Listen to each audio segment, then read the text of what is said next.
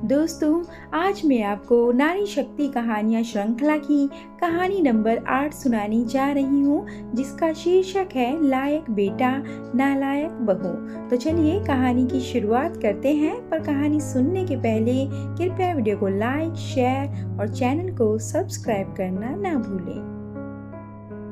कमरे के अंदर बैठी ललिता को आज उसकी सास संतोषी जी आस पड़ोस की महिलाओं के सामने जी भरकर बद्दुआएं दे रही थी। अंदर बैठी रुआसी ललिता सभी बातें सुन रही थी, लेकिन उसको इसका कोई फर्क नहीं पड़ रहा था। तभी दरवाजे पर दस्तक हुई। ललिता ने देखा तो उसकी जेठानी रजनी खड़ी थी। भाभी, आप यहाँ? ललिता ने पूछा। हाँ, मैं। क्यों नहीं आ सकती? अंदर कमरे में आते हुए रजनी ने कहा, चलो नहा धोकर नाश्ता करके तैयार हो जाओ, वकील साहब भी आते होंगे, कहकर रजनी वहां से जाने लगी। तभी ललिता ने पीछे से रजनी का हाथ पकड़ लिया और कहा, भाभी, आप मुझसे नाराज नहीं? आपको कोई शिकायत नहीं मुझसे? मैंने जेठ जी मतलब सुरेश को जेल भेज दिया। मुस्कुराते हुए रजनी ने ललिता के सिर पर प्यार से हाथ रखते हुए कहा, नहीं ललिता, बिल्कुल भी नहीं। तुमने जो किया उसके लिए बहुत साहस चाहिए। हर औरत इतना साहस नहीं जुटा पाती जो तुमने किया। कम से कम वो मेरे बस की बात तो नहीं थी, वरना 10 सालों से मैं इन लोगों की गालियां और मार नहीं खाती। शादी के समय मेरे मायके में सब मेरी खुशकिस्मती पर खुश हो रहे थे कि इतने रईस खानदान में शादी हो रही है, लेकिन शादी के 1 सप्ताह बाद ही सुरेश ने मुझे पहला थप्पड़ मारा और मैं चुप हो गई और असलियत भी समझ गई। उसके बाद तो ये सिलसिला बढ़ता ही गया। कभी पति, कभी देवर जी सुनील, तो कभी माँ जी, सब मुझे मारते। एक बार हिम्मत करके मायके में बताया तो सबने कहा, बेटा, अब तेरी किस्मत में यही लिखा था तो हम क्या कर सकते हैं, तेरा भाग्य ही खराब है। और ये बात मैंने भी मान ली और खुद के मन को भी मना लिया। लेकिन अब मैंने सोच लिया है कि अब ना डरूंगी, ना अपनी बेटी को डरपोक बनाऊंगी। चलो उठो। दरअसल ललिता की शादी सुनील से हुए अभी सिर्फ 6 महीने ही हुए थे। शादी के समय बताया गया कि लड़का कोई नशा या बुरी आदत का शिकार नहीं। सुनील बात भी बहुत अच्छे से करता था, तो देखकर कोई ये नहीं कह सकता था कि सुनील में कोई कमी नहीं होगी। ससुराल भी खानदानी रईस था। एक दिन सुनील ने ललिता से सबके सामने कहा, ललिता, आज तुम नॉनवेज बनाओगी। ललिता ने जवाब दिया, लेकिन सुनील, मुझे नॉनवेज नहीं आता बनाना। मैंने नॉनवेज ना कभी खाया है ना कभी बनाया है, ये तो तुम जानते ही हो। सुनील ने गुस्से में कहा, क्या जो तुमने पहले किया वो शादी के बाद भी कर रही हो, नहीं ना? तो जाकर चुपचाप नॉनवेज बनाओ, और अगर नहीं बनाना तो अपने बाप के घर वापस चली जाओ। ललिता ने धीमी आवाज में जवाब दिया, सुनील, तमीज से बात करो, खबरदार मेरी मायके के लिए कुछ भी कहा तो। इतना सुनने के बाद सुनील ललिता को गाली देने लगा और एक थप्पड़ ललिता के गाल पर दे मारा। पलटकर ललिता ने भी 2 थप्पड़ मारते हुए कहा, गाली देना और मारना मुझे भी आता है। ये देखकर संतोषी जी, ललिता की सास, का गुस्सा 7वें आसमान पर हो गया। उन्होंने कहा, तेरी इतनी हिम्मत कि तू मेरे बेटे को मारे, रुक। फिर सब मिलकर ललिता को मारने लगे। किसी तरीके से खुद को बचाकर ललिता अपने कमरे में भागी और दरवाजा अंदर से बंद कर लिया। अंदर से उसने तुरंत पुलिस को फोन कर सारी जानकारी दी।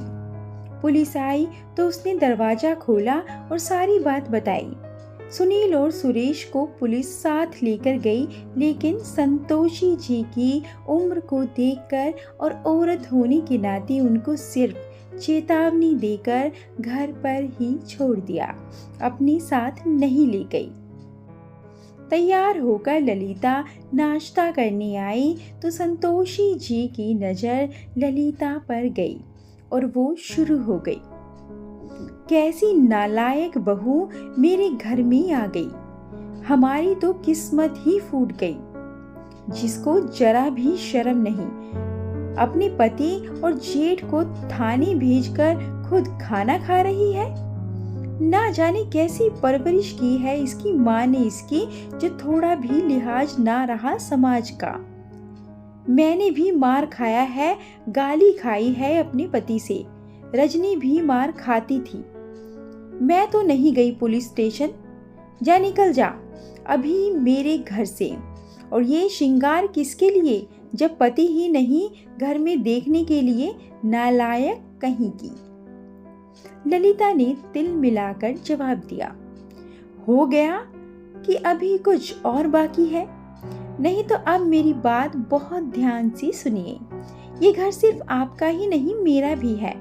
इस पर जितना आपका अधिकार है उतना ही मेरा भी है, कानूनी और सामाजिक दोनों तरीकों से, क्योंकि मैं इस घर की बहू और आपके बेटे की पत्नी हूँ।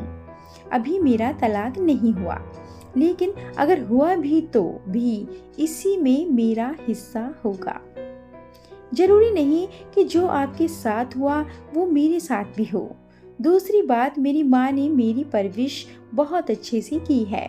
उन्होंने मुझे दूसरे को मान सम्मान देना और खुद का सम्मान बचाना दोनों सिखाया है। अब बात मेरे श्रृंगार की, तो एक औरत श्रृंगार सिर्फ अपने पति को या किसी पुरुष को दिखाने के लिए नहीं, खुद के लिए भी करती है। अब आप बताइए कि कैसी परवरिश आपने अपनी बेटों की है, जो औरतों को सिर्फ इस्तेमाल की वस्तु और अपने पैरों की जूती समझते हैं। आपने झूठ बोलकर अपने नालायक शराबी बेटों की शादी करके बहू को ही नालायक साबित करने लगी हैं। आपके बेटों का चित्र और चरित्र दोनों से खराब है, लेकिन आपके लिए वो लायक, वाह क्या पसंद है आपकी। एक चीज आपको बता दूं मैं, शटे शठे समाज रेत, यानी दुष्ट के साथ दुष्टता का व्यवहार ही करना चाहिए के नियम का पालन करती हूँ। अच्छा भाभी चलती हूँ कहकर ललिता पुलिस स्टेशन पहुंची तो वहां सुनील और सुरेश के सुर बदले हुए थे। उन्होंने ललिता को देखते ही उसके आगे हाथ जोड़कर गिड़गिड़ाने लगे कि हमें माफ कर दो, एक आखिरी मौका बस। सबके समझाने पर ललिता ने भी माफ किया और उनके साथ वापस घर आ गई। घर आकर देखा तो उसके पापा आए हुए थे। ललिता के पापा उसको देखते तुरंत उठकर आए और पूछा, क्या हुआ बेटा? ललिता के कुछ बोलने से पहले ही सुरेश और सुनील एक साथ बोल पड़े, कुछ तो नहीं बाबूजी, आप यहाँ कब आए? आइए बैठिए। समधन जी, आप तो कह रही थी कि तभी सुरेश और सुनील ने घूरती निगाहों से अपनी माँ की तरफ देखा तो वो समझ गई कि कोई बात है, तो बीच में बोल पड़ी, अरे मैंने तो मजाक किया था समधी जी, ताकि आपको घर बुला सकूं। ललिता के पापा माजरा समझ चुके थे, लेकिन वो अनजान बने रहे और ललिता से कहा, बेटा शाबाश, मुझे तुम पर गर्व है। लेकिन एक बात और बेटा, जब भी तुझे मेरी जरूरत हो तो बस तू एक फोन अपने पापा को कर देना, मैं तुरंत तेरे पास आ जाऊंगा। तुझे विदा करके मैंने सामाजिक रीत निभाई है, तुझे बेचा या दान नहीं दिया है।